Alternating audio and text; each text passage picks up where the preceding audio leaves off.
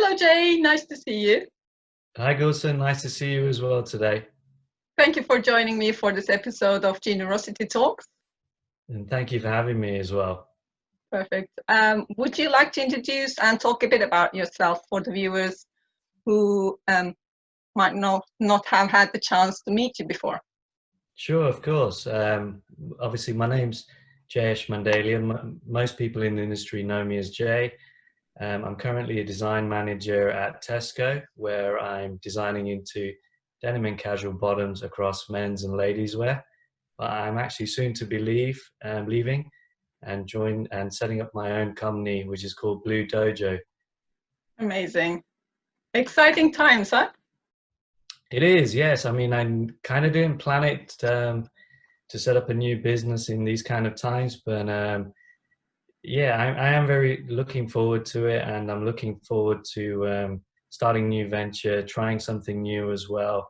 Um, and I think during these COVID-19 times, I've realized that you should actually be doing what you want, try something new, because life's very precious, so make the most of it. Exactly. Listen, I'm sure it will be amazing and wish you all the best in this new chapter of your career. Amazing. Thank you very much. Shall we start with our first subject? What helped you thrive rather than just survive during this lockdown? And how have you adapted fully to the virtual workplace? Yeah, I mean, I found it very hard at first. I'm used to a sort of 9 to 5 lifestyle, so the first couple of weeks I found it very challenging because I felt like in an office environment you're always around people, you're always socializing, looking at product, whereas here I felt like how do I show people I'm working, and it was very hard and very Yeah. hard to communicate because lots of things were going on. But I so slowly learned that you need to adapt and you can't really work the way you were previously working. Um, Yeah. so that was quite good, and it also gave me time to sort of step back and actually reconnect with some of my friends, some of my family. You know, doing what everybody else is doing, like going for walks, getting some PlayStation in, some Netflix in, um, and I sort of started reconnecting to my past, which I think in our sort of working environment, we travel so much, we work so much, we sort of disconnect with sort of loved ones and friends and family. So I think I've retouched with a lot of friends in this sort of way. Um, Obviously, I mentioned I'm starting my own new business, so I've learned some new skills. I've been building a website in the background. Amazing. There's some good points. There's been a lot of low points as well, but then touching with friends and family to help me to get that up and running. I've also decided I'm converting my garage into a studio office. So that's been quite a nice project for me as well. So I've Perfect. been Are you doing some of the work yourself? Some DIY skills going on there, or only chucking the rubbish away, which I've been hoarding for about 4 years. So I've done a lot of trips to recycling plant. yeah, it's a big task. So Yeah. So in terms of that, but yeah, in terms of designing it and stuff, I've been working with the builder and the architect to sort of get it to what I want it to be. So I found it quite exciting. I've learned something new, and obviously because I'm in this sort of transition period from my existing career to what I'm going to move into, it's given me an opportunity to have a little flavor of it as well. So, I mean, I've had some high times and I've had some low times. Beginning was as very everyone, difficult, but yeah, and I'm learning to adapt to it now. yes, surely we're all going through our own change curves. That the change graph. Um, Yes, but yeah, I'm sure most of us hopefully come stronger on the other side with more skills.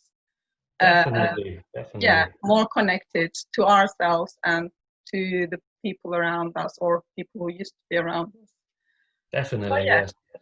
definitely exciting times. Do you find you're getting more or less done in a day, or do you have you found new ways to motivate yourself during this time? I find it's bit of both. I mean, there can be days where you spend so many calls on VC, and it takes up a lot of time. And I have found it personally quite draining as well, because to actually focus on the screen all day is very, very hard. And I don't personally enjoy it. I personally enjoy meeting people, having, people like yourself, Navina, where we look at collections, you can touch and feel. Yes, we And surely miss that, don't we? yeah, definitely. And just, you know, having a cup of coffee and talking to people before even starting work, and, those sort of little elements I kind of miss. Um, but there are days where it can be more productive for me in terms of when there isn't the calls. You can actually just sit down, focus, design, and be very selective. And I think I've learned that as well. Like, I'm being more selective with the time I have. So in terms of like time management, I think it actually works better for me. But yeah, it doesn't work in the sense of actually I wanting to look at product and meeting people. Yeah. Moving on to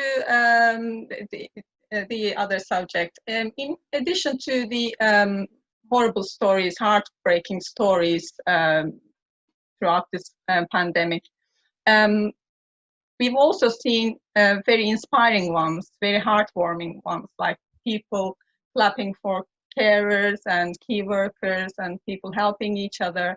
Um, do you think that this situation is causing a shift in values? And do you think this will be permanent?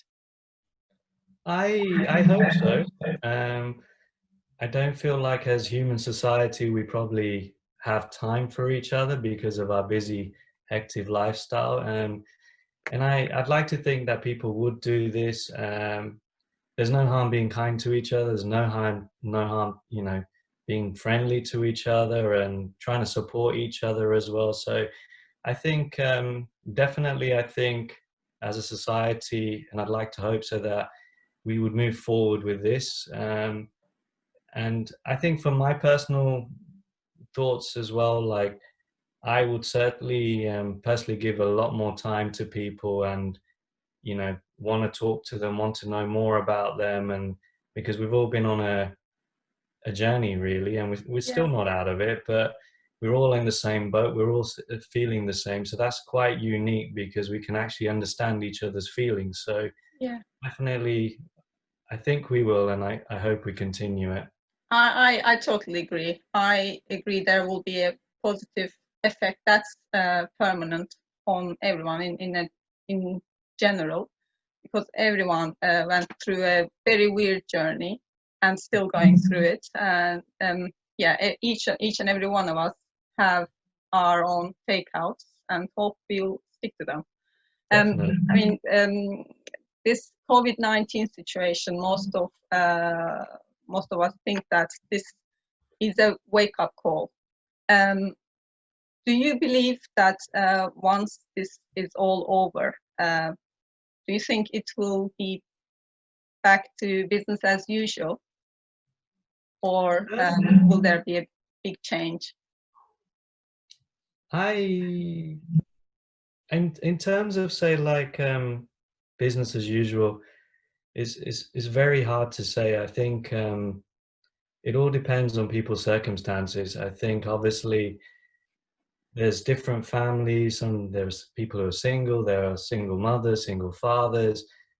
Everybody has a different sort of financial circumstances. So in terms of business as usual for human society, it really depends on individuals. In terms of business as usual for the fashion industry, I think it's going to take time. It could take 1 to 2 years till we see some sort of new normality, and actually adapting to the way we've been working. We know a lot will change in the aftermath of the pandemic. What do you think will change, and what do you think the repercussions be for denim industry or fashion industry in general? I think one of the things will be relationships. Obviously, we've all seen in the media and the news, and you know, internally, denim industry is small, so we know quite a lot what's going on, the good and the bad. And obviously, ethically, how some people have been working and communicating with each other is some brands have done it so well, some haven't. And that could be said for the suppliers and the mills as well. So I think relationships going to be very key for the industry. I think it's going to be fragile as well. Trying to repair relationships if you've been going down a rocky path during COVID-19, I think that's going to be difficult.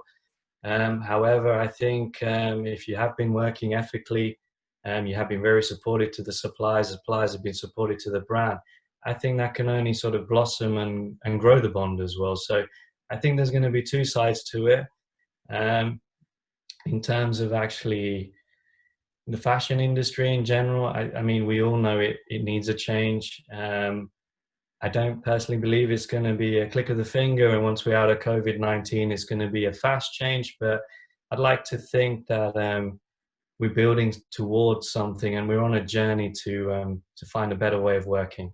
Yes, I suppose whoever, in terms of, well, this applies to denim industry and fashion industry in general, the companies who are able to transfer their strengths to online platforms and virtual platforms will of course have a very big advantage in the upcoming months to a year. Yeah, definitely challenging times, but exciting times as well. It's Definitely. bringing new skills, and not only on personal level but on company level as well. Definitely. Yeah, agility is key, isn't it? Definitely. Nowadays. And I feel like, you know, obviously people are cautious to go out as well. So, you know, I think, you know, people are probably even just happy having an Amazon delivery coming through because it's that sort of excitement and a little bit of buzz that they've got something to look forward to. And same, like the companies who do have an online platform, they will currently be doing well. And whoever doesn't, they sort of really need to look at their business and relook at the format to actually offer those service to their loyal customers. Yeah. Do you think we're going to see a massive change in terms of product offerings and product development, from the number of products to what those products are? So do you see a massive change? I think so. I think from a product development side, I think you have to be a lot more focused now. You have to be quite selective in what you're designing into as well. So I don't think, you know, there'll be, you know, some people could be criticized for oversampling, for argument's sake, which is a cost for the business, cost for the industry, Mm-hmm. carbon footprints, DHL, etc. Yeah. So I think definitely there will be a better way of working and a more focused way of working, and also thinking about comfort and thinking about people being at home, the transition from home to work to going out for a walk. So I think, yeah, definitely there will be a new way of looking at this all. Yeah, definitely more stretch fabrics than Yes. nowadays. Yeah, and also comfort and lucid, I think, is going to be very important as well. So, Mm-hmm. and And more sort casual of nice, shape. yeah, and nice soft handles as well.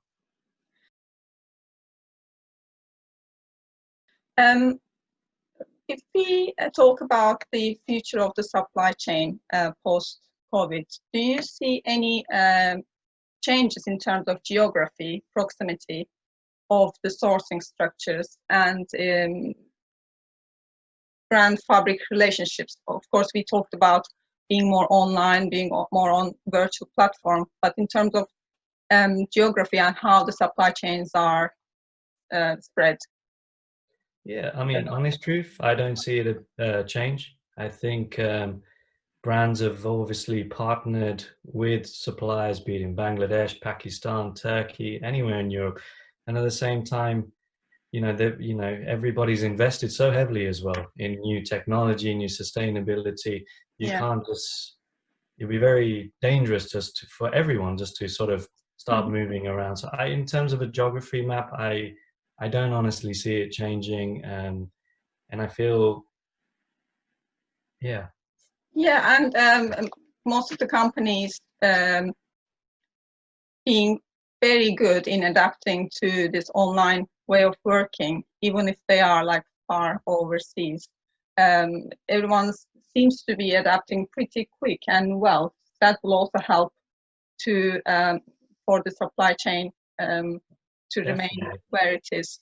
Definitely, and I think we've all been forced to learn how to work from home using technology like Zoom, Microsoft Teams, and it's actually made you realize actually, I don't necessarily need to fly to Bangladesh to have a meeting. I can actually do the conference call over the call. I can actually review collections on, on the computer. Obviously, you can't touch and feel, but yeah, at least make initial selection.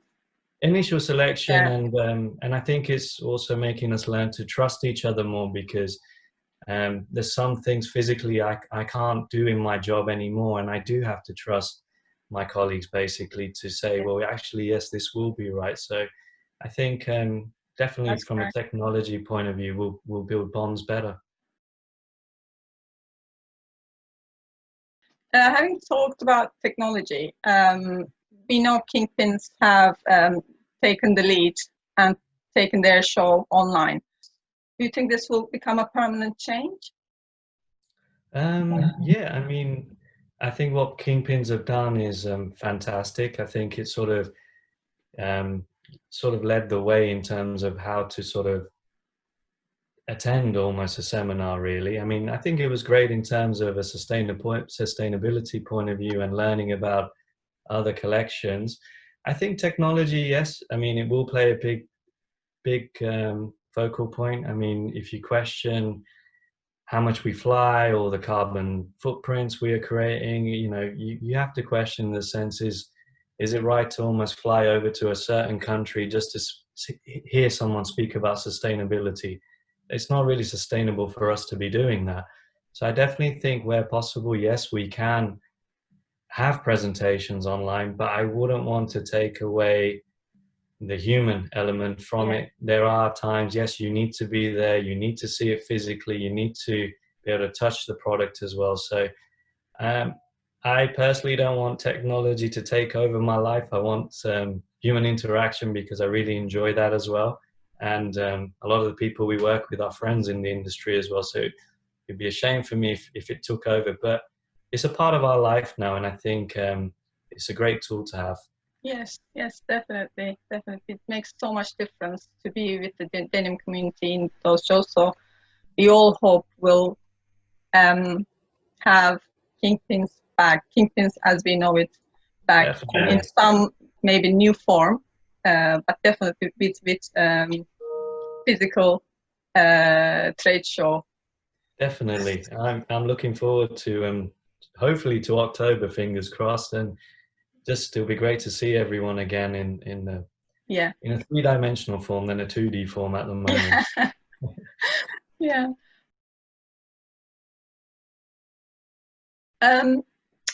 Before the COVID-19 crisis, when we were talking at Navina, when we were talking about the name for the new collection, the name generosity came up because it was more relevant than ever in terms of authentic and meaningful collaborations, connections, and sustainability and transparency.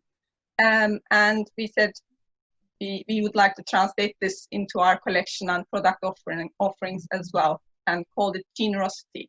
So I'd like to ask, what does generosity mean to you? It means quite a lot. I mean, I have to say, it's a really nice name that you guys have come up with. But I think in these circumstances that we're in, I would probably say 4 or 5 words, where it's about being respectful, being humble, being kind, and just being human. And yeah, those are the kind of sort of words that come to my mind when I think of generosity. Thank you very much. Thank you. Thank you, and thanks again for joining me for this episode. And once again, all the best in your new challenge, new chapter of your career, and hope to see you on the other side. Brilliant. No, thank you very much for having me, and thank you for your wishes, and hopefully see you soon. Thank you. Bye. Thank you. Bye-bye.